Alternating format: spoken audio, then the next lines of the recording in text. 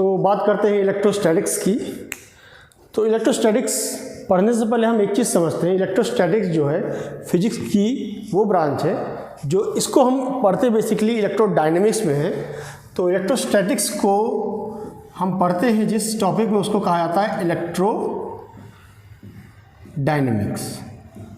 अब इसके 3 पार्ट और होते हैं। तो अगर मैं पहले पार्ट की बात करूं तो वो है इलेक्ट्रोस्टैटिक्स, जिसमें चार्ज मोशन में नहीं होता है, चार्ज रुका हुआ होता है। तो हम ये कह सकते हैं कि चार्ज एट रेस्ट। अगर मैं दूसरे टॉपिक की बात करूं तो उसको कहा जाता है करंट इलेक्ट्रिसिटी। करंट इलेक्ट्रिसिटी, तो इसमें चार्ज जो है वो मोशन में तो होता है, charge in motion, but acceleration उसका नहीं होता, बट नॉट एक्सेलरेटेड।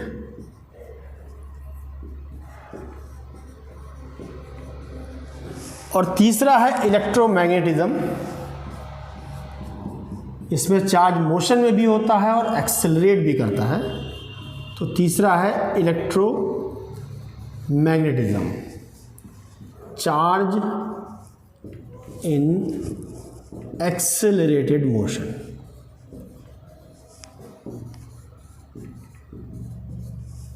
ठीक है, तो ये 3 टॉपिक हैं। ये फर्स्ट यूनिट का है, सेकेंड यूनिट का है और ये थर्ड और फोर्थ यूनिट को मिला के है। तो अभी हम जो डिस्कस करने जा रहे हैं वो इलेक्ट्रोस्टैटिक है।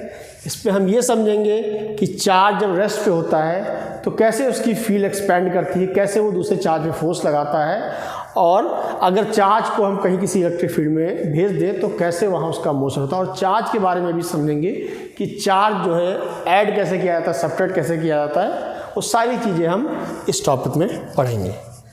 तो स्टार्ट करते हैं इलेक्ट्रोस्टैटिक्स से पहले, और हम बात करेंगे सबसे पहले चार्ज के बारे में कि व्हाट इज चार्ज।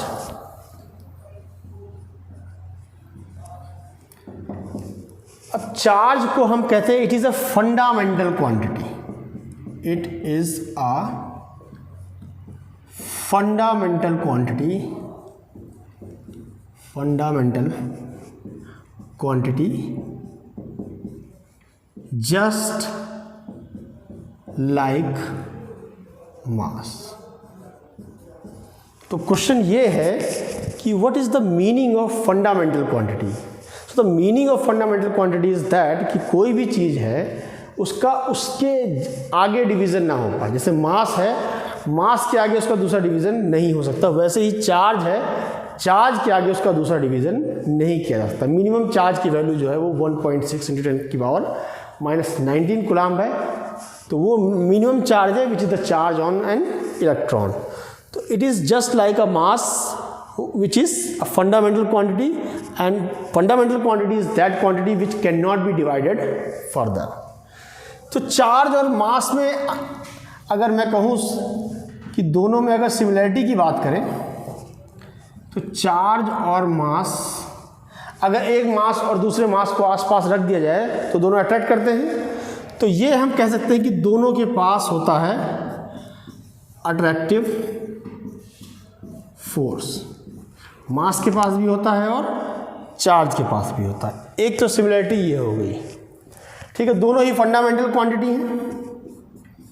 दूसरी बात ये कि दोनों ही बोथ आर फंडामेंटल क्वांटिटी। तो ये तो सिमिलरिटी हो गई। और अगर मैं डिससिमिलरिटी की बात की जाए तो डिससिमिलरिटी के केस में चार्ज पॉजिटिव भी हो सकता है, नेगेटिव भी हो सकता है। तो like charges repel each other, like charges repel each other, as we know, repel each other, like positive and positive और नेगेटिव नेगेटिव का अगर कॉम्बिनेशन हो तो they will repel each other. उनके ऊपर जो लगने वाला फोर्स है उसे हम इलेक्ट्रोस्टैटिक फोर्स के नाम से जानते हैं। तो उनके ऊपर लगने वाला जो फोर्स है वो रिपल्सिव होगा। वहीं मास के केस में कभी भी फोर्स रिपल्सिव नहीं होता है, ये हमेशा और हमेशा अट्रैक्टिव होता है। तो अगर मैं दो चार्ज रख दूँ, ये एक ये प्लस हुआ और दूसरा ये प्लस हुआ, तो दोनों रिपल्सिव फोर्स लगाएंगे। ये वाला इस पर इधर फोर्स लगाएगा और ये वाला इस पर इधर फोर्स लगाएगा। अगर मैं अनलाइक चार्जेस रख दूँ तो ये दोनों अट्रैक्टिव फोर्स लगाएंगे, तो ये वाला इसको इधर मूव कराएगा और ये वाला इसको इधर। तो ये देख सकते हैं, ये रिपल्सिव फोर्स है, ये अट्रैक्टिव फोर्स है। While in the case of mass the force is always attractive because the gravitational force is always attractive in nature. तो यहाँ से हम ये समझ सकते हैं कि हमारे पास जो मास है उसका फोर्स अट्रैक्टिव इन नेचर होता है। चार्ज का अट्रैक्टिव तो हो ही सकता है पर रिपल्सिव भी हो सकता है, एक बात। दूसरी बात जो सबसे इंपॉर्टेंट है, invariance of charge. Invariance of charge का मतलब ये है कि अगर मैं एक बात कहूँ मास की, तो according to the Einstein's theory m is equal to m naught divide by 1 minus v square by c square. तो यानी कि मास जब बहुत ज़्यादा तेज़ गति से चलता है या मास जब मोशन में होता है तो मास बदल सकता है। मास की वैल्यू कम ज़्यादा हो सकती है अगर वो मोशन में है, पर चार्ज के साथ ऐसा नहीं होता है। समझते हैं इसको। मान लीजिए हमारे पास ये है न्यूक्लियस और इधर है हमारे पास एक इलेक्ट्रॉन। अब न्यूक्लियस भी है और हमारे पास इलेक्ट्रॉन भी है। अब न्यूक्लियस के कंपैरिजन में इलेक्ट्रॉन बहुत तेज़ मूव करता है। न्यूक्लियस के कंपैरिजन में इलेक्ट्रॉन का मोशन बहुत तेज़ होता है, लेकिन अगर मोशन के कारण इलेक्ट्रॉन का चार्ज बदल जाए तो एटम की न्यूट्रलिटी ख़त्म हो सकती है। इसलिए इलेक्ट्रॉन के मोशन के बावजूद भी इलेक्ट्रॉन पे चार्ज कभी नहीं बदलता। तो जब चार्ज नहीं बदलता है तो इसका मतलब है कि एटम उसके बावजूद भी स्टेबल रहता है। तो इसलिए मोशन के दौरान चार्ज की वैल्यू कम ज़्यादा नहीं होती, लेकिन मास की वैल्यू कम ज़्यादा हो सकती है। तो इस फिनोमेना को कहते हैं इनवेरिएंस ऑफ चार्ज, कि चार्ज की वैल्यू जो है वो कम ज़्यादा नहीं होती due to high velocity. Due to high velocity charge cannot be changed, charge cannot be varied, that's why it is known as invariance of charge। तो अब आगे चार्ज के बारे में थोड़ा और डिस्कस करते हैं और समझते हैं कि चार्ज की और क्या क्या प्रॉपर्टी हो सकती है।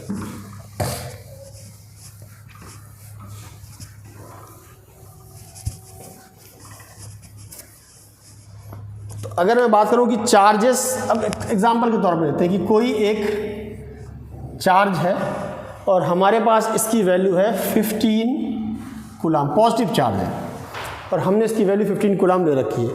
हम दूसरा चार्ज लेके आए इसके पास और इसकी वैल्यू थी 7 कूलाम। हमने दोनों को अटैच किया कुछ इस तरह से। अब क्या होगा कि ये 15 कूलाम पॉजिटिव और 7 कूलाम नेगेटिव रीडिस्ट्रीब्यूट होके एक नया चार्ज दोनों में बना देगा। 8 कूलाम का टोटल चार्ज हो जाएगा इसमें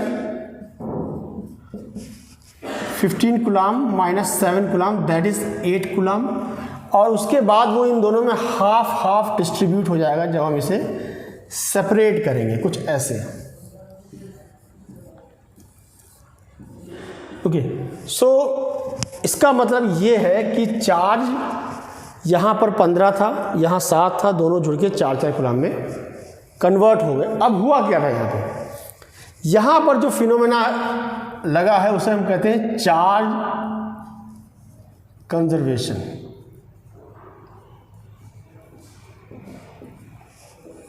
जितना टोटल चार्ज है वो कंजर्व रहेगा। तो जब पहले इस पे 15 कूलाम था, इस पे 7 कूलाम था, दोनों आए -7 था, दोनों आए अटैच हुए, चार्ज डिस्ट्रीब्यूट हुए, टोटल चार्ज हो गया 8 कूलाम। अब वो 8 कूलाम जब ये दोनों को सेपरेट किया जाएगा तो 4 डिवाइड हो जाता है।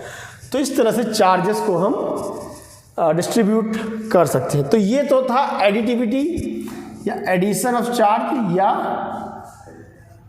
Addition of charge in charge conservation. Addition of charge in charge conservation. अब आगे बढ़ते हैं और एक और प्रॉपर्टी के बारे में समझते हैं चार्ज की, which is known as quantization of charge. ठीक है, अगली प्रॉपर्टी जो है वो है quantization of charge.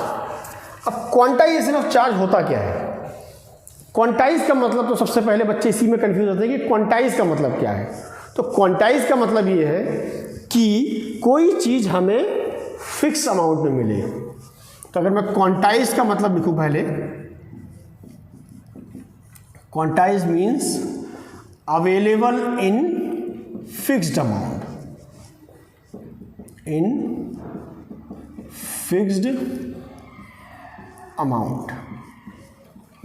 What does it mean available in fixed amount? जैसे हमने dual nature of matter and radiation के बारे में पढ़ा था कि एनर्जी जो है वो या तो hc/λ के फॉर्म में मिलेगी या 2hc/λ के फॉर्म में मिलेगी या 3hc/λ के फॉर्म में मिलेगी। तो इसको कहते हैं कि photons, energy of photons are quantized because it was available in the integral multiple of hc/λ, 1 hc/λ 2. Similarly, quantization of charge means quantization of charge means availability of charge in fixed amount. Availability of charge in fixed amount. What does that mean? That means charge is available as an integral multiple of minimum charge value. मतलब कि charge is available either in the form of Q is equal to E, 2E, 3E and so on. तो यहाँ पर charge जो है इस तरह से पाया था, where E is the minimum charge which is a charge on electron and this value is 1.6 × 10⁻⁻19 coulomb. So इसे हम कहते हैं क्वांटाइजेशन ऑफ चार्ज। तो हमने चार्ज की तीन चीज़ों के बारे में समझा। एक इनवेरियंस ऑफ चार्ज,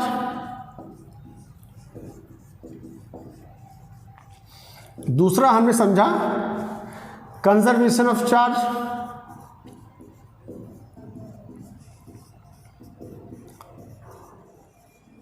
और तीसरा अभी हमने समझा क्वांटाइजेशन ऑफ चार्ज।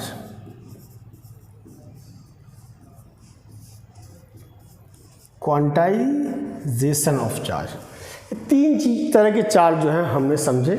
अब इसके आगे हम ये समझेंगे कि चार्जिंग बाय इंडक्शन क्या होता है, चार्जिंग बाय कंडक्शन क्या होता है, and we are going to dig into the Coulomb's law. So next class में हम इसके आगे समझने की कोशिश करेंगे। Thank you.